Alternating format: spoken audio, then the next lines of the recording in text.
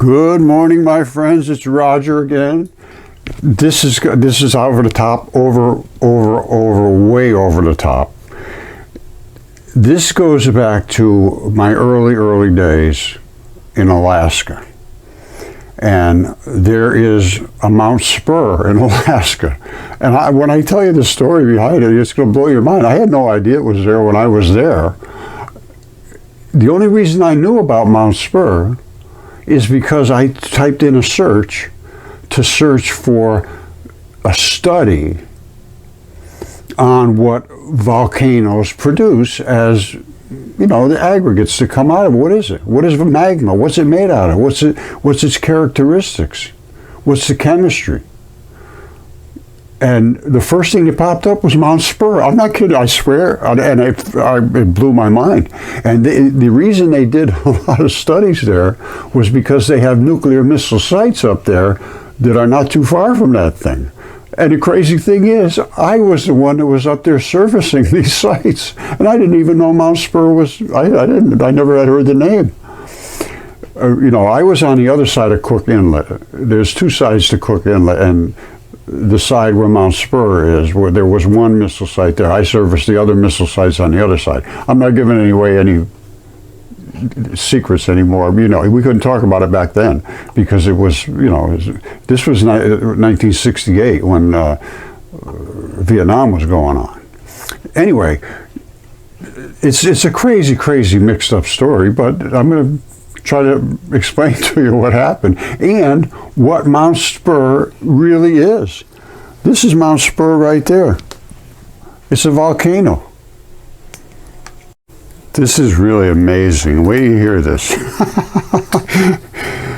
Felspar. Well, what is Felspar? It's the most abundant mineral in almost all crust on the igneous rocks. So what is the crust? That's the crust on this is igneous rock. That's the crust. All right, this is the crust on this one too. This is the crust on this one. These are all felspars.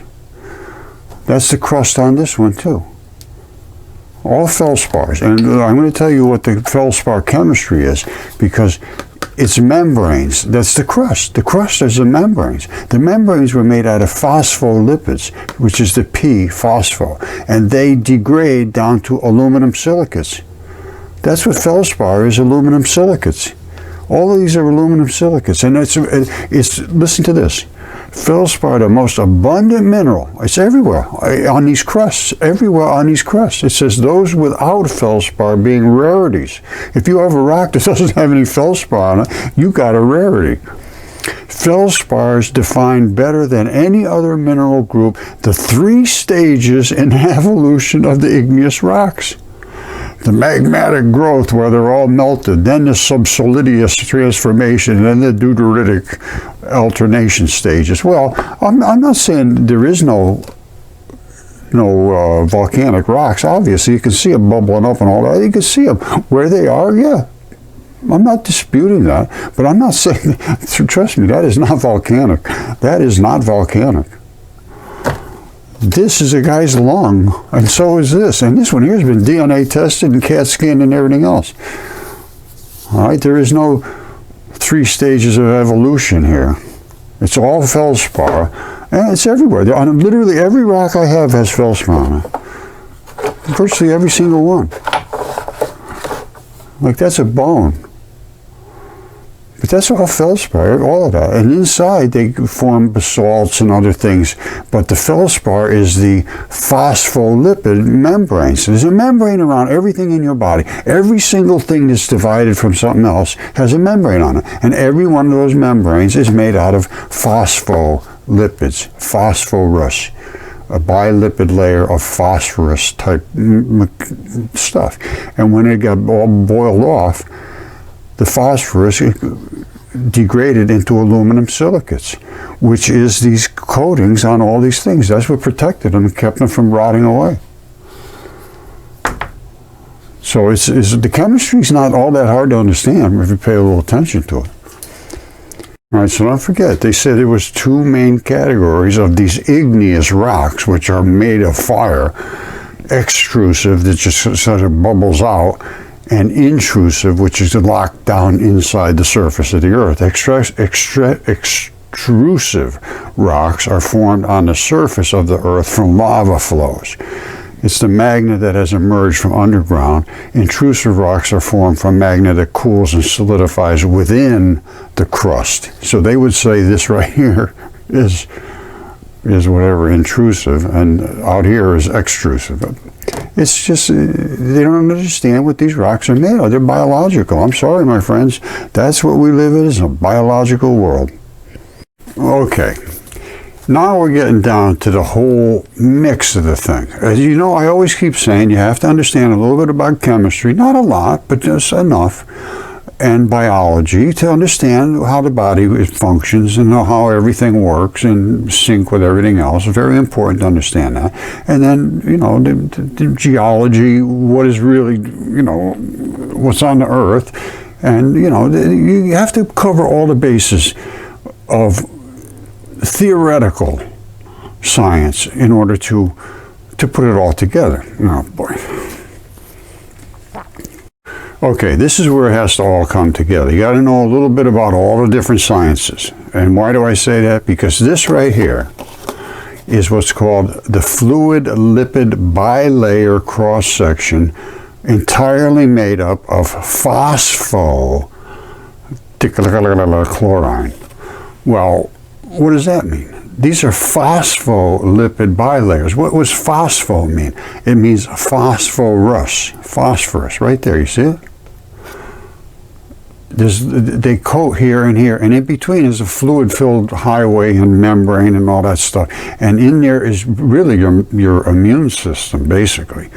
But what we want to talk about is the phosphorus. These coat every single thing in your body. That's a bone. All of that stuff is coated with basically a membrane. There's a membrane on everything in your body. Your liver, your lungs, your heart, they all have a membrane around it to separate it from something else. It's just the way it works. These membranes turn into felspar. Every one of these rocks. Can you see all those? I mean, virtually every rock, I think I showed to you, it's very, it's a rarity to find a rock that is not coated with felspar. Felspar is the membrane, it's the collagen, it's the rubbery stuff that coats everything and separates it from the rest of the world. And in this flood, it protected the organs and so forth, but it appears that all of the fleshy stuff boiled off in the waters. It was supposed to be almost just boiling waters everywhere. That's what it, you know, some people survived, obviously, to tell the tale. So they were like high up in the mountains and caves or somewhere, I don't know. That I can't tell you. But there was information about this passed on. And I believe that information is valid, so I'm going to go with that. But this is the membranes that coat virtually everything, all rocks. Every rock that you can pick up basically has this membrane around it. So, and it's from this phospholipids, which breaks down to aluminum silicates, which is the felspar. All felspar is made of aluminum silicates. Before we get off this, I just want you to know that every single cell in your body, every cell has its own membrane around it, even red blood cells. And bacteria have a membrane around it that is very unique. It keeps it from getting dried out. But anyway, these are all phospholipids, and they surround these fluid-filled passageways in here, and that's how you can float around, and your body can move around and other things move against it, and it's sort of a layer, it's a sheet that keeps you separated from everything else. Otherwise you'd be, you know, breaking through this layer is invasion, and it's the cancer and everything else is invasion of these membranes. Membranes are supposed to separate everything from everything else, and if you get broken through that membrane, they call that cancer, and it causes all kinds of problems. But these are all biological membranes, and they're all made of this phospholipids. And again, the phospho is the thing I'm talking about, is this because it breaks down in the boiling waters from phosphorus down to aluminum silicates, Felspar. Well, don't forget, they said it's a rarity to find a rock that's not coated with a crust of aluminum silicates. Felspar is the name given to a group of naturally occurring aluminum silicate minerals containing varying amounts of potassium, sodium, calcium, and or lithium, which are all parts of your body. The Felspar group of minerals is by far the most abundant group of minerals in the Earth's crust, making up 50% of all rocks. It doesn't make up all rocks, it makes up the coating of all rocks. Inside, there's all kinds of different things. Primarily basalts and limestone, all kind of things. But on the outside, yes, they're completely crusted with their membrane. All right, check this out. This was, I'm not sure what it was, but I'm pretty sure it was some kind of an organ. And again, it had a flat spot down here, and I just smacked it open. I'm kind of rough on this stuff, but I've got so much of it, I can do this all day long and never end. This right here is the aluminum silicate crust. This is the Felspar, but inside, that's not Felspar. All right, that's the inside body. This is the membrane, and it's a dense membrane. It's probably a lung, because the lungs have a very dense membrane. Like this here has a very dense membrane. And I can prove this, the lungs have them. Hold on one second. You see this? This is another lung. Again, died flat flat as a pancake.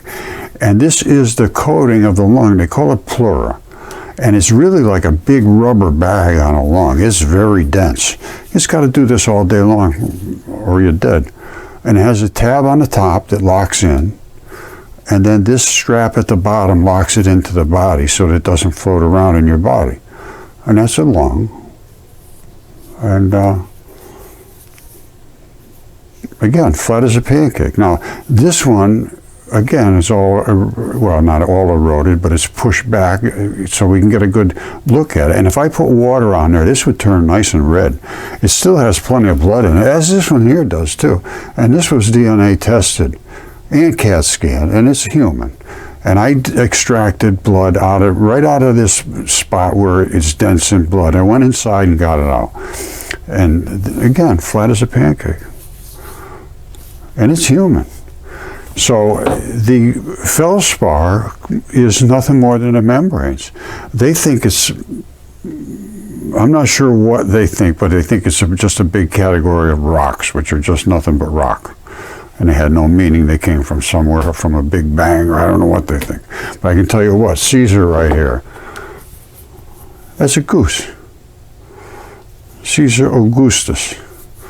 You see the feather pattern on his head? This is the same material. It's a collagen, but it's a membrane. Anything that separates you from the rest of the world or from your other internal organs, and because you got kidneys, you got liver, you got your lungs, you got, all of that stuff is completely different chemistry. It has to be separated. So that's what the membranes do, and this is nothing more than a membrane. And this, again, he's flat too on one side because, again, he died in a flood. Now inside, you can see, if you angle it correctly, you can see where the throat was here. All right, and that was where his artery was, right there. So this is what happened. So now we need to start thinking about this as a reality, and maybe it means nothing to you, but I think it means a lot to a lot of people. It means something to me, because I'm starting to look at the ancient texts of what was written about things that we just laughed at, and I did too. I laughed at them. It was crazy stuff, but now it's not so crazy anymore. You see that? That's the Felspar. And that's the inside, was a body part of whatever it was. And I can't find anything that wasn't alive at one time. Every single rock. If you know what to look for and how to look at it, you can find a sign of life virtually in every single rock. Some of them are just bits and pieces like that right there. You say, well, that's not a piece of a thing. Yes, it is. That was, I believe, was a lung at one time, something very similar to this one. And it filled up with silicates inside here, and where all these little cavities are. This one didn't. They're all different. They all react differently because of different areas and different conditions. Now, most of these I just picked up right here on my property. Got to be honest with you. I just picked them up. I didn't go digging around for them because they're just everywhere. So anyway, and I have never found anybody that couldn't find them within 15 minutes. Find something that they could identify as being a actual body part. I do the 15-minute challenge. Never had anybody fail yet that I know of. All right, so here we are. What is composting?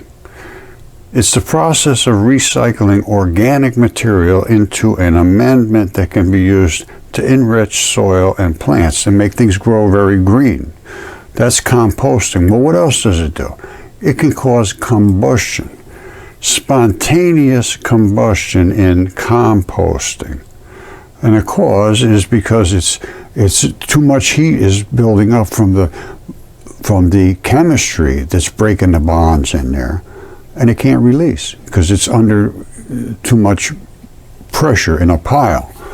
The heat, well, here it is right here. Spontaneous combustion occurs because temperatures rise past a critical set point, which means then it bursts into flame, due to the rate of heat loss in a pile being less than the rate of heat buildup. So you're building up heat quicker than it can dissipate, and eventually it just explodes. That's spontaneous combustion. So anyway, Mount Spurr is very eruptive, and it's going off I forget what it was. Hold on a second. Now, what you want to pay attention to is they erupt like this. This is Mount Spurr, and it erupts like that and throws all kinds of volcanic ash and so forth, which is nothing more than this compost, as far as I'm concerned, which makes things grow extremely green, and the rest just flow down, as I will show you. All right, so up here is Mount Spurr. And all this is running down. You see how green it is down here? How green this whole area is down here? And of course it would have blown up like that, and then what the runoff is here. Now I'm going to show you what that looks like from Google Earth. Well, I know this sounds absolutely insane, but it's true. This is Mount Spurr that erupts. I mean violently. And it spewed out all this stuff. It ran down in here and ran down in here, and it's collected down here. It's kind of an interesting looking collection of what's coming out of there. Now, then you have this over here. All right, you see this one, and you have this one. Two different areas, but they're both putting something out. So let's think about that. And as I say, there is nothing that it wasn't alive. And I'm going to tell you right now, that was alive. And this is a digestive system, this whole thing up in here. And I've dug down deep into this, and this is all biological. When you get down in there and close and look at it, it's all like little rivulets and so forth. You see that? That's not natural. They don't make that kind of a pattern like that just everywhere. All right, you see this? This is biology. All right, you see it?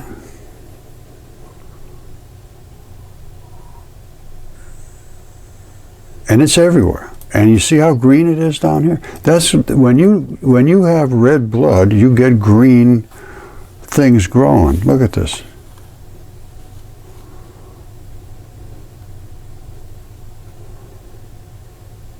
It's too pattern, too much pattern here. It's everywhere. It's just not just here and there. It's just everywhere. So what exactly part of the digestive system is this? I don't know. But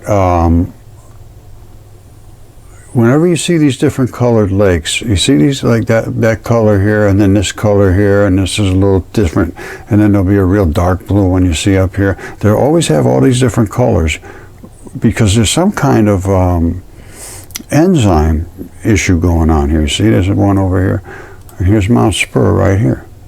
And all this is coming down and eroded somewhere, I don't know. And this, Mount Spurr really literally is the rectum. And out of that Mount Spurr comes all this stuff, and it comes down here, and it comes down here, all right, and it comes, see it, wrapping right around here, and comes into here. And I think it might be leaking fairly regularly and not always just one big gigantic explosion. Now you see this cut across here, that's Google Earth, that's nothing I'm doing. If you get far enough away, the cut goes away, but don't worry about the cut. Just follow the poop, and that is literally poop. It's coming down here, and it's coming down, and it's coming down. Look at it, the color even. You see it? And it looks like, to me, it's like bada boom, bada boom, bada boom, bada boom, bada boom. And each one of those is like a poop. Maybe. I don't know. And it comes all the way down to here. And everything grows extremely green when you have poop. You see it all green? Now, again, this is Google Earth. Now, this is also part of the digestive system. I know, it's crazy. But this is an avian creature. And this is what they call a cloaca. So this side here is the solid sort of poop. And this side here is a watery poop. And these two spots right here, you see this one right here? That's the pincher that pinches it off so that it doesn't leak. It's like, you know, bladder control. And this stuff coming down. And then you, again, you see the colors here? You see what's coming out of here?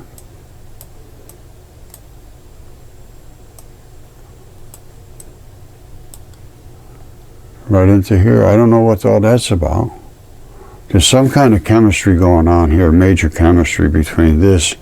And I know, you know, this could be the oviduct or whatever, I don't know. What's going on over this side here? I don't know, but I can tell you what, I believe, I'm very, very sure, these two are the control that allows the bladder to be released and so forth, which would be up in this area somewhere.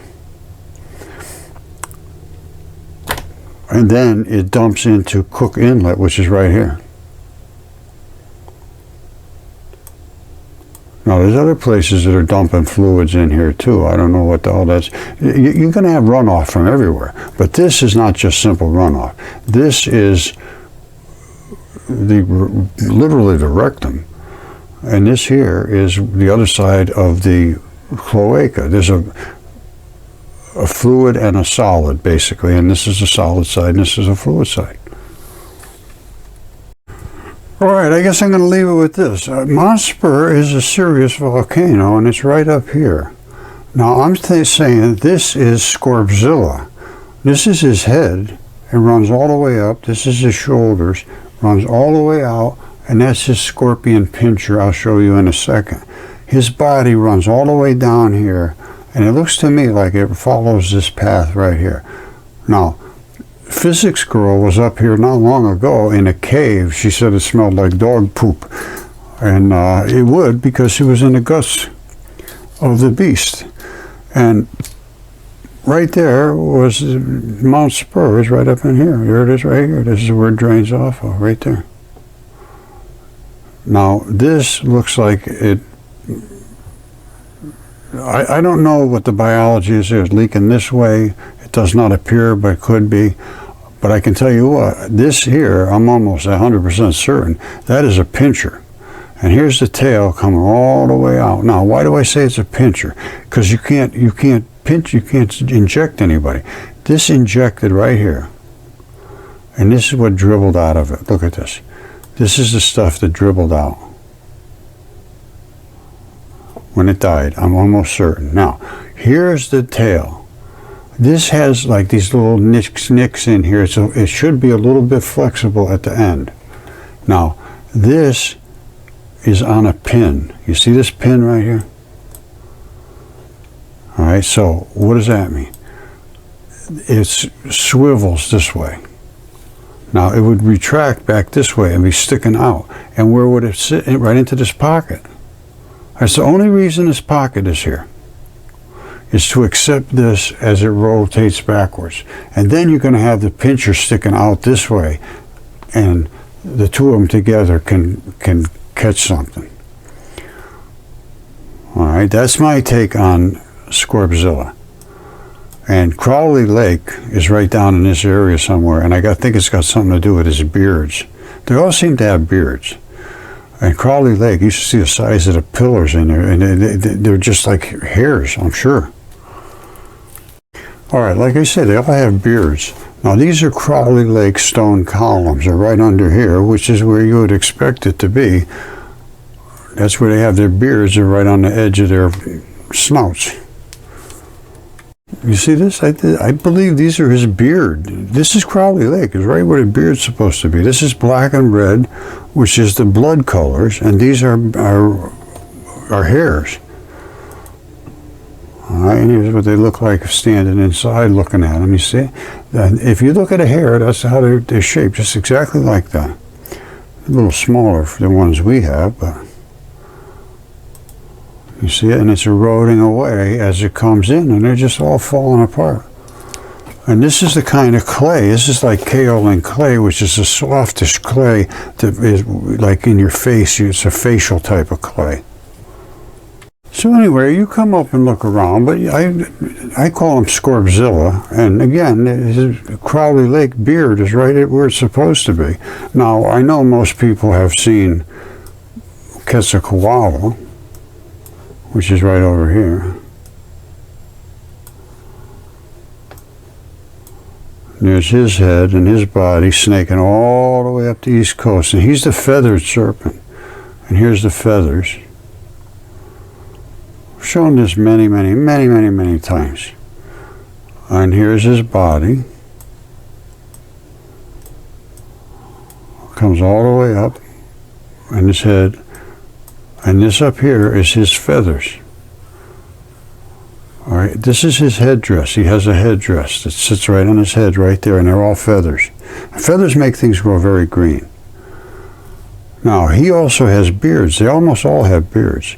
And here's the beards, his beards right here. This one here and this one here. And they show exactly identical to this in the ancient glyph text. And he's spitting some nasty stuff out here. That's his dead zone. So we know about Scorbzilla, and we know about the Quetzalcoatl, and we know about Typhon. Most everybody that's been around me knows about Typhon right here in the desert. And here he is. That's his head. And his body runs all the way down, all the way down, all the way down, all the way down. And he's a huge thing. He's just like the other ones, just about the same size. They're just gigantic. He's 1,100 miles long from here to his tail ends over here. He's got legs here. His whole body is here. And he has the same plumbing as Mount Spur. All right, you see, here's his head. All of this stuff here down is all runoff from a dead, decaying body. And these are the scales of his throat.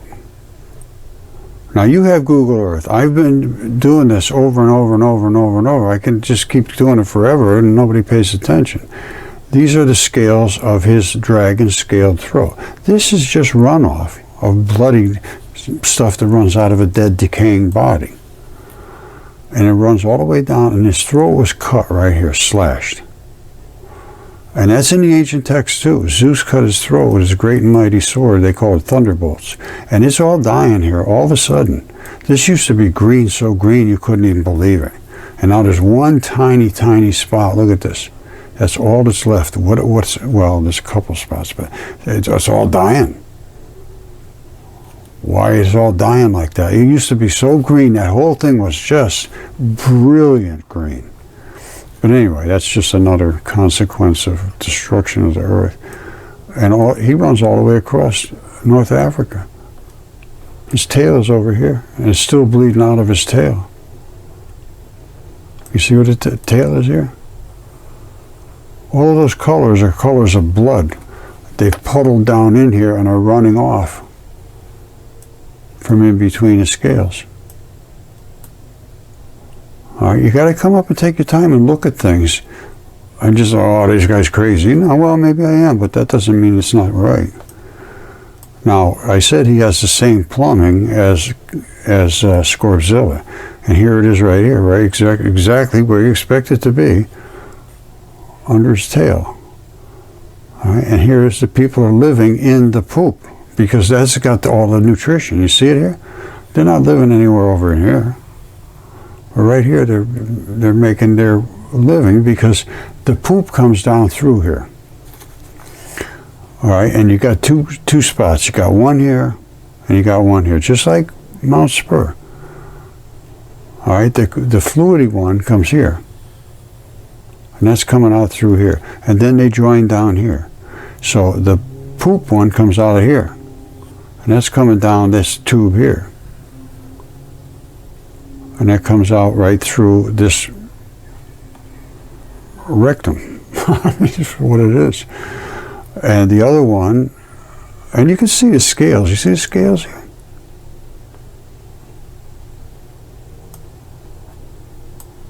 And that's the slit that's a natural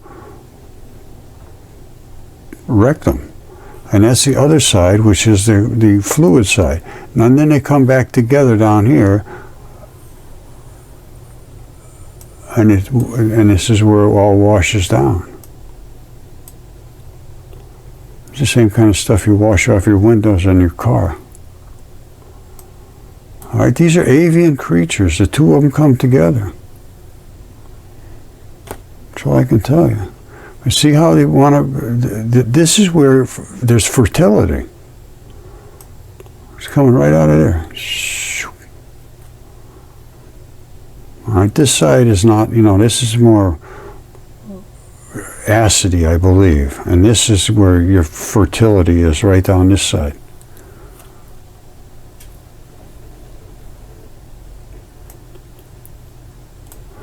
So anyway, you have to understand what you're looking at, and I do understand what I'm looking at, and we are looking at massive biology, and this was written about in Apollodorus. Read Apollodorus 1.6.3. And he talked about Typhon right there, exactly. He had the thighs of a human. He was a hybrid. He had the thighs of a human, which basically they are. Everything else was dragon. And he had a red flared eye, which he does. And these are statements out of the text, not my statements. Here's his red flared eye. All right, and he had an all unkempt, fuzzy, fluty looking mess to him, which he does. It comes all the way down. This is that dragon stuff you see on the parades in China and places. You see all that fluty looking fuzzy stuff? It comes all the way down his body. See?